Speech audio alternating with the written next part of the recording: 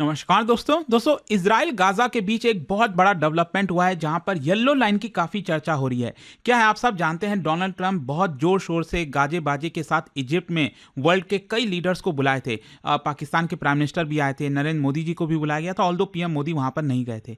तो यहां पर बढ़ चढ़कर अनाउंस किया गया कि गाजा और इजराइल के बीच में पीस डील हुआ है, राइट। और यहां पर जो इजरायली फोर्सेज हैं वो थोड़ा सा पीछे हटेंगे और इसीलिए यहां पर येलो लाइन का जिक्र आता है। लेकिन अब ऐसा लगता है कि इजराइल ने एक नया नक्शा बनाया, एक नया मैप बनाया और आप देख सकते हो खबर, yellow line that divides Gaza under Trump plan is new border for Israel says military chief. इसको थोड़ा सा हम डिटेल में समझने की कोशिश करेंगे कि ये येलो लाइन एग्जैक्टली है क्या, ये कहां से आया और इसका इंपैक्ट क्या होगा गाजा के ऊपर, हमास के ऊपर और इजराइल के ऊपर, वो सब कुछ मैं आपको बताऊंगा। चलिए आगे बढ़ते हैं, लेकिन उससे पहले आप सबको बता दूं, आप में से जो भी लोग यूपीएससी 2027 की तैयारी कर रहे हैं, 2027 में यूपीएससी का प्रीलिम्स देंगे और पूरे एग्जाम की प्रिपरेशन करना चाहते हैं जहां पर प्रीलिम्स, मेंस, इंटरव्यू सब कुछ आपको कराया जाएगा, तो ये बैच आप अवेल कर सकते हैं जो अभी जस्ट स्टार्ट हुआ है by using this code Ankit live maximum discount के लिए। और इस बैच के अंदर 18 बुक्स का पूरा सेट वो भी आपके घर पर कुरियर के थ्रू भेजा जाता है। अगर आपको बैच से रिलेटेड कोई भी डाउट है, प्रॉब्लम है, ये फोन नंबर है, यहां पर आप कॉल करिए, मेरी टीम आपको अच्छे से गाइड कर देगी। चलिए शुरुआत करते हैं। सबसे पहले देखते हैं कि एग्जैक्टली हुआ क्या है। देखिए, पहले मैं आपको थोड़ा सा येलो लाइन के बारे में बताना चाहता हूं। ये आप सब जानते हैं इजराइल है, ये वाली जो पूरी टेरिटरी आप देख रहे हो यहां पर इजराइल, आप सबने मैप देखा ही होगा। और ये वाला जो पूरा टेरिटरी है, ये ब्लैक कलर में जो लाइन ड्रॉ किया हुआ यहां पर, ये आता है आपका गाजा पट्टी। लेकिन आपको याद होगा जब हमास और इजराइल के बीच में वॉर छिड़ रखी थी तो उस समय इजरायली फोर्सेस ने फाइनली डिसाइड किया कि वो गाजा पट्टी के अंदर तक जाएंगे और इजरायली फोर्सेस काफी डीप में, मतलब गाजा के एकदम इंटीरियर अंदर तक आ चुके थे। तो क्या हुआ था कि यहां पर ट्रंप के अंडर में जब पीस प्लान तैयार किया गया तो उस समय यह बोला गया कि इजरायली फोर्सेस अंदर से थोड़ा सा विड्रॉ करेंगे। और ये जो येलो लाइन आप देख रहे हो ना, मतलब ये येलो लाइन गाजा पट्टी के अंदर ही आता है, क्योंकि मेन बॉर्डर तो ये वाला है ना, ये जो ब्लैक कलर का आप देख रहे हो। लेकिन एक बार के लिए बोला गया कि यहां पर जो इजरायली फोर्सेज है वो येलो लाइन तक आ जाएगी और बाद में वहां से भी विड्रॉ कर जाएगी। लेकिन हुआ क्या है कि अभी मंडे को यहां पर जो इजरायली मिलिट्री के चीफ हैं लेफ्टिनेंट जनरल इयाल जामिर, वो अपनी फोर्सेस से मिलने येलो लाइन पर पहुंचे और वहां पर उन्होंने ये कह दिया, उन्होंने कहा we have operational control over extensive parts of Gaza Strip and we will remain on those defence lines. मतलब उन्होंने साफ साफ एक तरह से कह दिया, इजराइल ने अपना कहते हैं ना कि एक इंटेंशन जाहिर कर दिया है कि इजराइल इस लाइन से पीछे हटने वाला नहीं है। मतलब यहां पर एक नया मैप क्रिएट होता हुआ आपको देखने को मिलेगा। तो बेसिकली येलो लाइन एक मिलिट्री डिमार्केशन है जो कि अक्टूबर 2025 में इंट्रोड्यूस किया गया था, जब यूएस और ट्रंप के अंडर में इजराइल और हमास के बीच में एक सीज फायर क्रिएट करने की कोशिश की गई थी। ओरिजिनली ये जो डिजाइन है वो एक टेम्पररी लाइन ऑफ विड्रॉल था, मतलब ये परमानेंट कोई बॉर्डर नहीं था, लेकिन ताकि कोशिश ये थी कि इजरायली फोर्सेज ये येलो लाइन तक आ जाएगी तो फिर यहां पर जो लोग रह रहे हैं पैलेस्टीनियंस से, जो गाजा पट्टी के अंदर रह रहे हैं, उनको एड वगैरह पहुंचाया जा सकेगा, चीजें आसानी से दी जा सकेंगी। तो कोशिश यहां पर बेसिकली यही था कि उनको ये सारी चीजें प्रोवाइड किया जा सके। लेकिन अब यहां पर क्या हो रहा है, ये जो येलो लाइन है बेसिकली आपको एक पहले चीज समझनी है कि इंटरनेशनल लॉ के अंडर में ये रिकॉग्नाइज नहीं है। It is not part of any formal annexation और बॉर्डर ट्रीटी। बेसिकली क्या है कि आईडीएफ जो इजरायली डिफेंस फोर्सेज हैं, उन्होंने जो स्टेटमेंट दिया है उससे वो ये कहना चाहते हैं कि it is a forward defensive line, a line of operational activity, a new border line for Israel.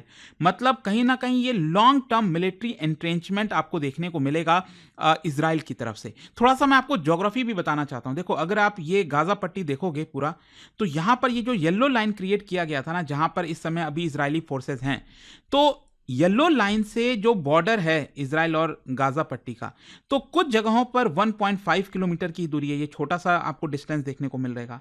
और कुछ जगहों पर जैसे ये वाला आप देखोगे, ये डिस्टेंस आप देखोगे काफी ज्यादा है, तो यहां पर 6.5 किलोमीटर का डिफरेंस है।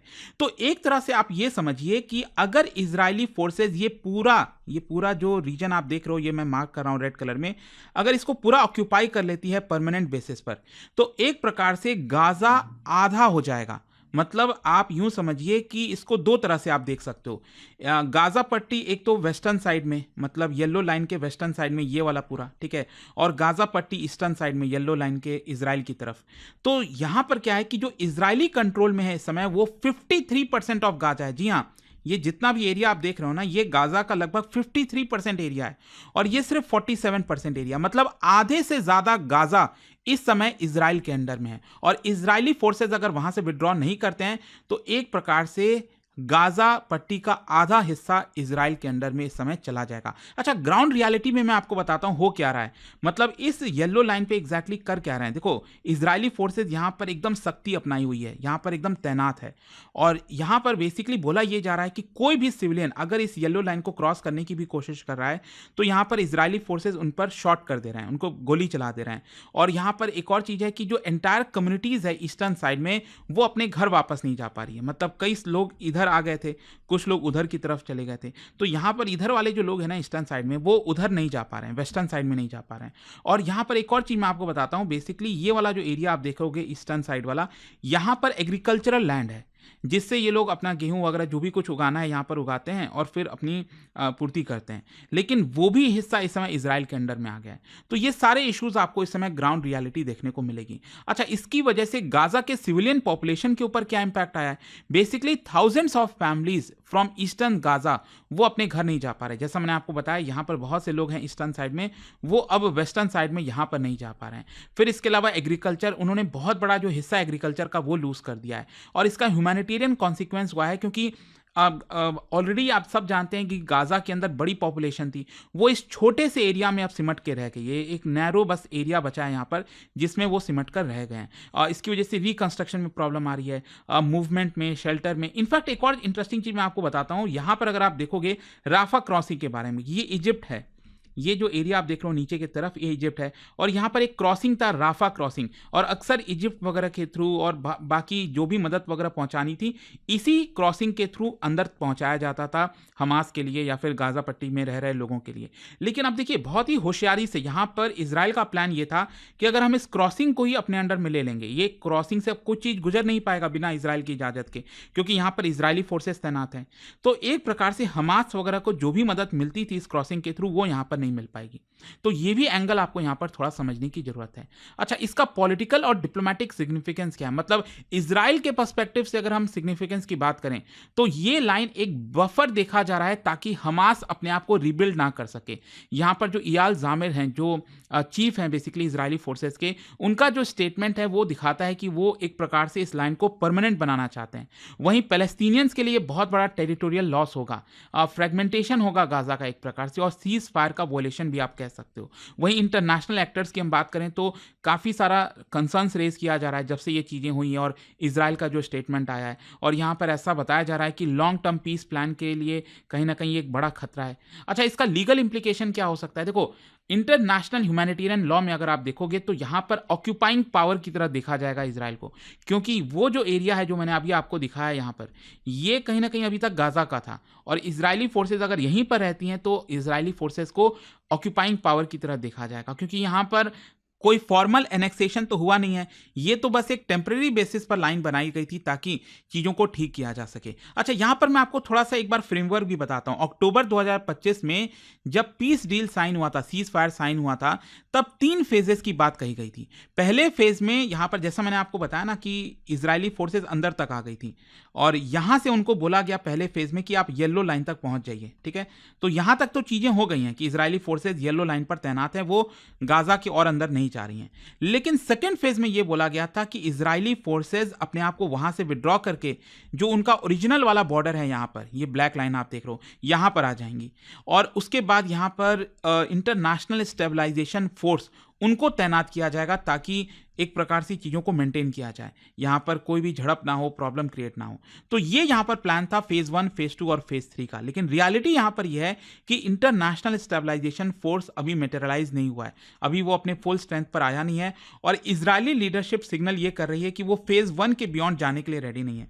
मतलब इजरायली फोर्सेस का ऐसा मानना है कि वो फेज 1 तक ही चीजों को रखेंगे, इससे बियॉन्ड अपने आप को विड्रॉ नहीं करेंगे।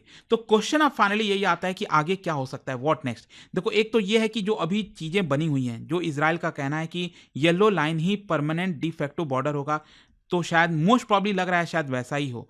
और इजरायली फोर्सेज अपने आप को वहीं पर तैनात कर देंगी। दूसरा यहाँ पर ये हो सकता है कि इम्प्लीमेंटेशन हो जाए प्रॉपर तरीके से, यूएस जो है ट्रंप यहाँ पर दखल दें और इजरायली फोर्सेज वहाँ से विड्रॉ कर जाएं और पूरा जो सीज फायर का इम्प्लीमेंटेशन था फेज़ 1, फेज़ 2, फेज़ 3 वो कंप्लीट हो जाए, लेकिन लग नहीं रहा ऐसा होगा।